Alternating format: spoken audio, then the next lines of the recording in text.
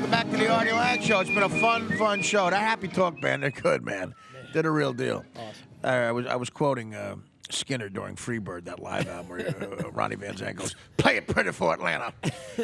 Look who's here. One of the best comedians, certainly one of the most talented impressionists who's ever lived, and just a flat-out great comedian, my old friend, the great Gas. What's up, buddy? It's good to see you, man. Yeah, man. I love coming out to the Super Bowl. Yeah, you're always at the bowl. Well, I do this funny thing where I come in to get in the mix. Good. You're a comedian. It's good. It's a funny thing you do. It's like coming to get in the mix at the media center, yeah. right? And what happens is at the beginning of the week, before the real celebrities come in, all my radio buddies from around the country go, "Hey, Craig, do you mind? Can you do Tom Arnold? You want to come in?" Right, because there's so many. Wait, I don't think I ever heard your Tom Arnold. Well, I actually did 8 radio stations today as Tom Arnold outing people who are in Cocaine Anonymous and alcohol. Like, I just went on here and they go, because I didn't know what to say. They go, "Hey, so we got Tom Arnold here. Tom, what have you been up to?" "I've been here, hanging out here and just having fun.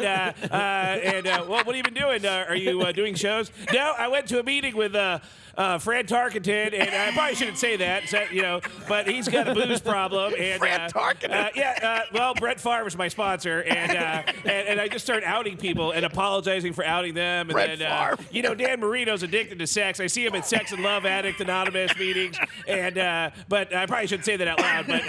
But Meatloaf is my higher power, and I just get the whole thing like all kind of twisted. Meatloaf is his higher power. Yeah, I don't even know what I'm saying. I just say, that's great because I probably shouldn't say that as something like I've met him a bunch of times. That's completely something he would say. Yeah, he's nuts. I probably should. He is nuts. I've met him a few times, and it's really scary how crazy he is.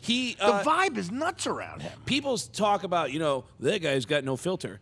Tom, he doesn't. No, he filter. doesn't, man. He doesn't care. I remember seeing him talking about buying a ring once. It was on a talk show, and he said, "Well, you know what I did is I went down there and I had a bag with $600,000 in it." And I remember the host of the show going, "Okay, but we're just going to clarify. You don't actually walk around with $600,000 on you on a regular basis." He goes, "Oh no, I do. No, I do. I always have bags of money and." Roseanne's money. Yeah, Roseanne's money. Could you imagine how mad Roseanne must get when she hears that Tom Arnold has a bag with $600,000? That he's just walking around with it. She must go, "Oh my God, I want to kill that guy." Yeah, but for all the stuff that people say and about how he's made bad movies, I've seen him in a couple. Haven't we all? I've seen him in a couple comic moments where I'm like, "Wow, that guy." No, listen, dude. In that True Lies movie, he's the comedic relief in that Schwarzenegger film. He's hilarious. There's a pretty good movie that came out this year called Hit and Run. That he's got with Bradley. Bradley Cooper. Yep. And that other kid, Dak Shepard, is a real funny kid. And Tom Arnold has a comedic supporting role in that. That's real funny. He's a talented guy. I saw him at the roast of Cheech and Chong about 2 or 3 years ago, and he goes up. And I had a conversation with him 2 minutes before the show started. He looked at me and said they'd put in this guy at the last minute. Wilmer Valderrama got thrown in to the roast at the last minute. That's perfect. When you're a comic and you hear Wilmer Valderrama got thrown into it like the last minute, the joke writing starts. You can't stop your hand. Yeah, but Tom genuinely had no idea who he was, and he said, which makes it even greater. Yeah, and he said, "Who is this guy?" And I go, and I'm trying to tell him he was on that. He's on that '70s show. You know what he's known for? He's known for having sex with every famous, hot chick, Lindsay Lohan, Christina Applegate. Well, he came on Stern once when I was there and said he took Lindsay Lohan's virginity or something. I don't know if it was true or not. I think he got but he loves talking about it too. Right. Yeah. And so with that information, early in the roast, Tom Arnold goes up and goes, "Hey, Wilmer Valderrama's here. Wilmer, I don't know anything about you, buddy, but I understand that you've actually had sex with Lindsay Lohan. Is that true?" "That's true."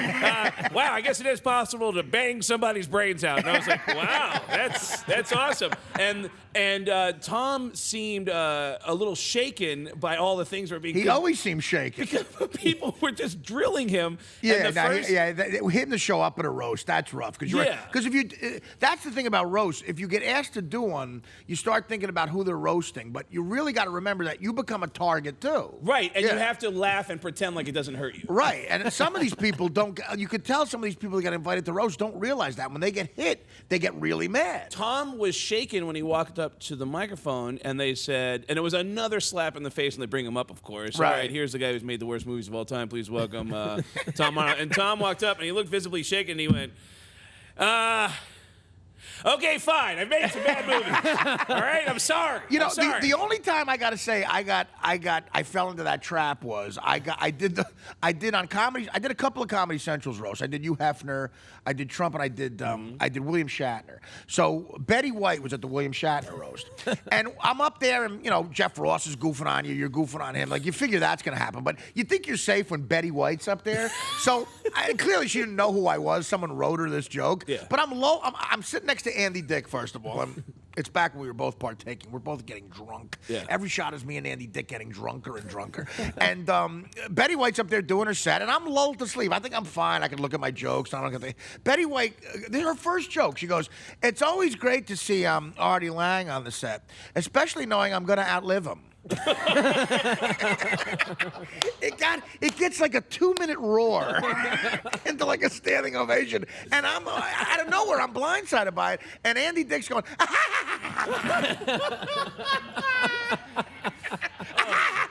That's beautiful. Well, Tom Arnold, who looks shaken by all the stuff that's being said about him, he looks around and it really seemed like he just pulled this one out of his ass. He just said, you know, a lot of people say to me, Tom, why'd you make so many bad, like why'd you make a bad movie like McHale's Navy? Well, I did it for 2 reasons. Number 1, I wanted to salute the men and women of our armed forces. And number 2, have any of you bastards ever seen a check for $6 million? I have, and it's pretty cool.